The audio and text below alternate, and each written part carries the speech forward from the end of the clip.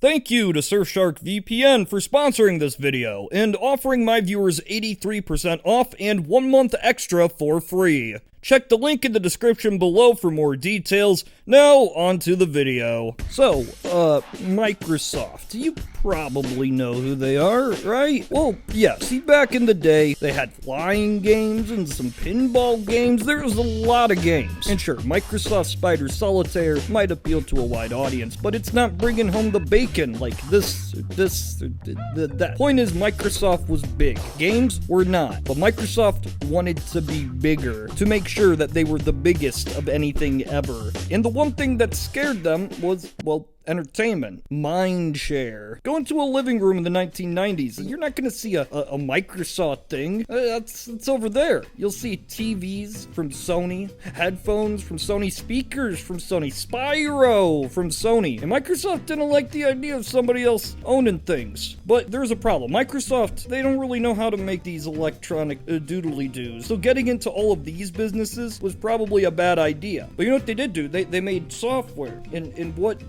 are video games? They're software. And people like video games. They play video games a lot. They buy video game machines. And Microsoft thought, hey, what if we made a video game machine? So understandably, Microsoft did not want to jump right into the deep end. They wanted to tickle their toes in the pool first. So they go to Nintendo and they say, hey, well, we want to make a video game box. And you make all these video game boxes. So could we team up and make one with you? Goomba? And Nintendo says, hey, thanks, but fuck you. We tried that before. We've already paid for our sins. Get out of my office. So that's a no-go. Anyway, they go to Sony and they say, hey, we want to team up and we want to help you make a PlayStation 2. Trust us. We don't want to destroy your company. We just want to be buds. And Sony's like, yeah, hey, we tried that before and we made sure that Nintendo paid for their sins. So Microsoft's on its own. Or should I say, the select few at Microsoft who actually gave a shit about this project. See, most people in the company could not tell the difference between a Kingdom Hearts and a Donkey Kart. They didn't play games, and anything outside of the core business was frivolous, nonsense, and lame. And some people did care, and they split into two teams. Now, Team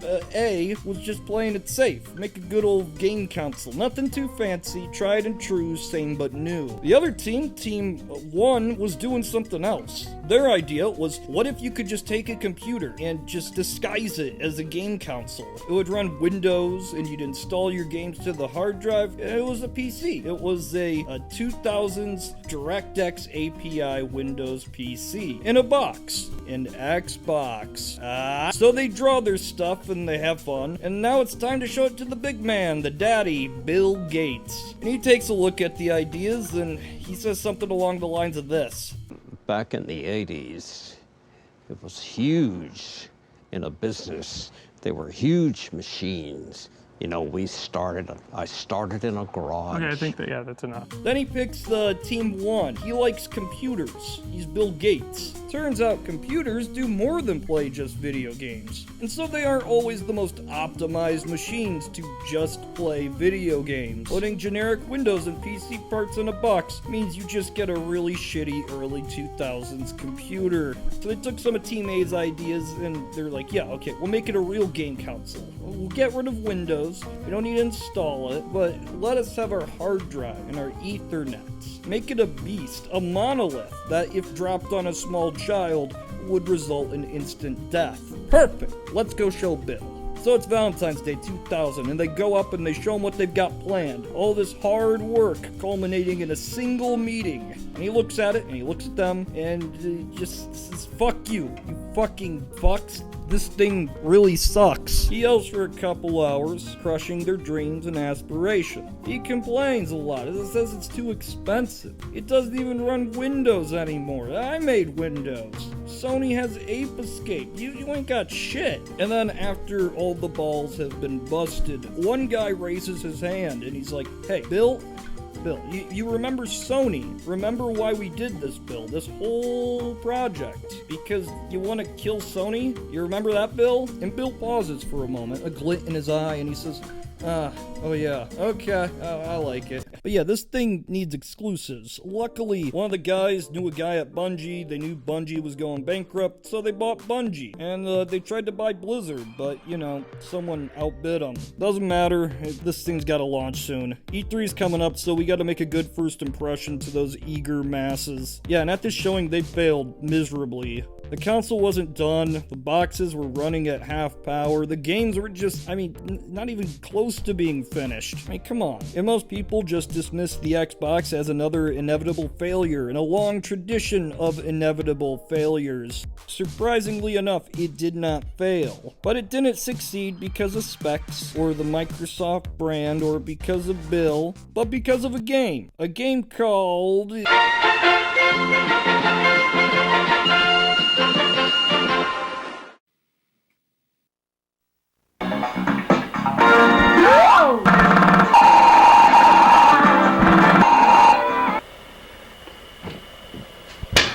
What's wrong, Tyler? Wake up on the wrong side of the shark?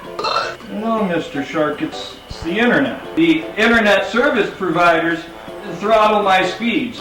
Well, Tyler, why don't you just use a VPN? What's a VPN? A VPN, or a virtual private network, encrypts your data and hides your location, so bad people can't steal your money. You can watch shows from all over the world, and your video game online connections won't be subject to the evil grip of internet service providers. Wow, Mr. Shark, that sounds amazing. But which VPN is right for me, the consumer? Well, Tyler, why not Surfshark? Surfshark is the only VPN that lets you use one account for unlimited devices. And you sure have a lot of devices, don't you, Tyler? Oh, Mr. Shark, you tease. Well, I'd love to use this magical service, but see, I'm poor. That's okay, Tyler. You can use my code to get 83% off plus 1 extra month for free. Surfshark offers a 30-day money-back guarantee, so there's no risk to try it out for yourself. Link is in the description below. Link in the description? What are you talking about, Mr. Shark? Of the video, silly. What video, Mr. Shark? Oh, you're in a video right now. Your entire existence is a character in a sponsorship ad.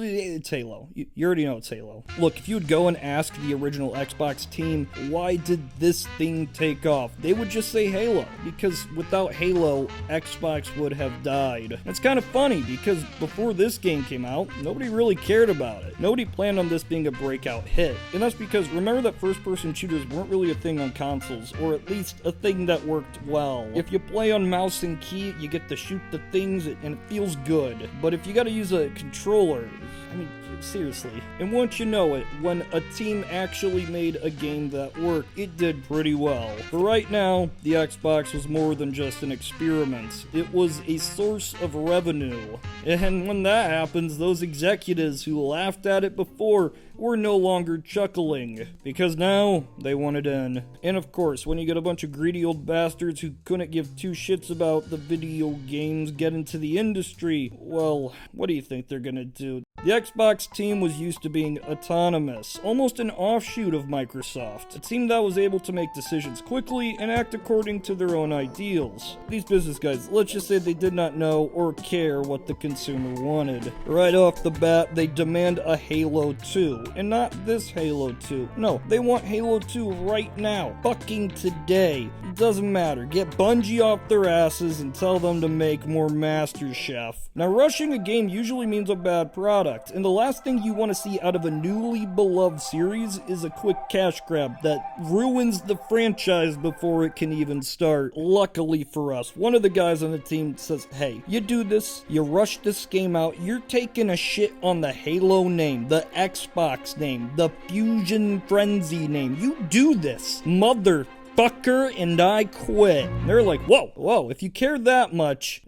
Fine, just make your fucking Hulu or whatever it's called. I don't care. I'm old. I'm gonna die soon. A well-fought battle indeed, my friend, but the war is just beginning. This kind of shit, this executive bureaucratic nonsense would keep seeping into the Xbox team. And this meant more battles, more stupid decisions, more corporate greed. And it was all aligning with plans for a new machine, one to compete with Sony's next generation effort. And I kid you not, one of the names considered for this new console was the Xbox 3. Just skip 2 altogether because they didn't want to have a lower number than the PlayStation 3. This is how nations die. And over time, the OG guys just got sick of this. So, yeah, most of them just leave. I mean, what else are you gonna do? And then, the 360.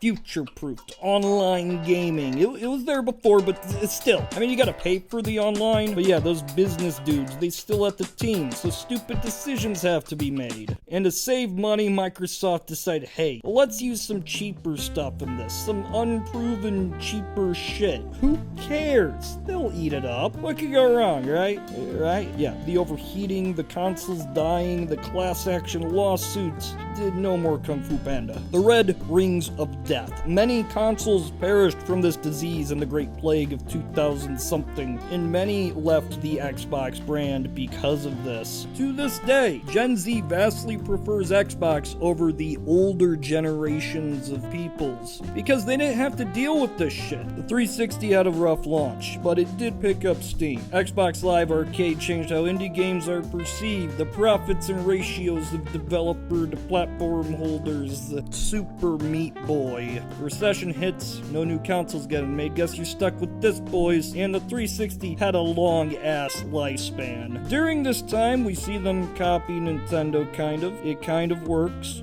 Bungie leaves.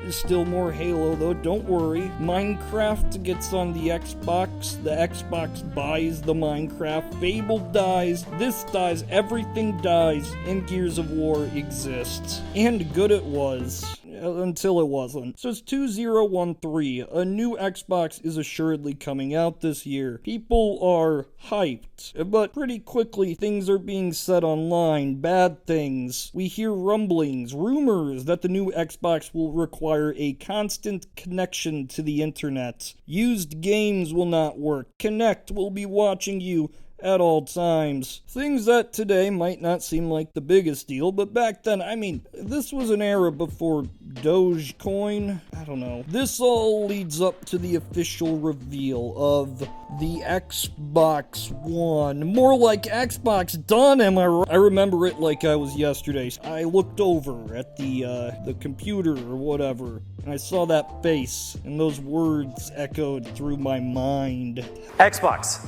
Watch TV. Watch TV. Hey, live TV is now Xbox integral. Everybody buys music Microsoft. Continue the business. So a few weeks passed. People are left to gestate in their own anger. Then it all culminated in, you guessed it, E3. Now the show itself, I didn't think was too bad this year. But it was after the show, when journalists were picking up for more juicy deets. That's when the world's fears came to fruition. Fortunately, we have a product for people who aren't able to get some form of connectivity. It's called Xbox 360.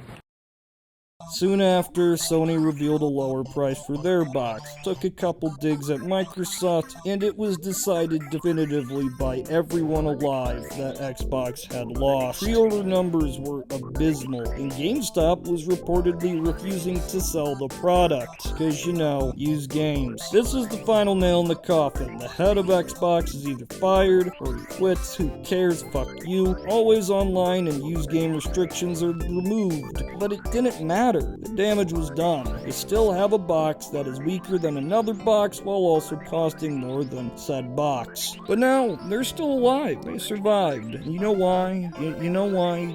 I'll tell you why. It's because of this guy. Sell the console without Kinect. Then have some good exclusives. Then don't make them exclusives. And then just have no more exclusives. The decision was to bring the Xbox brand outside the Xbox console. But Xbox is still a small brand compared to the behemoth that is Microsoft. Not exempt from corporate greed, but not a core part of the business strategy. And yeah, even if it never makes a huge profit, even if it loses some money, I think this brand will be around for a while. This is Tyler of Knowledge Hub.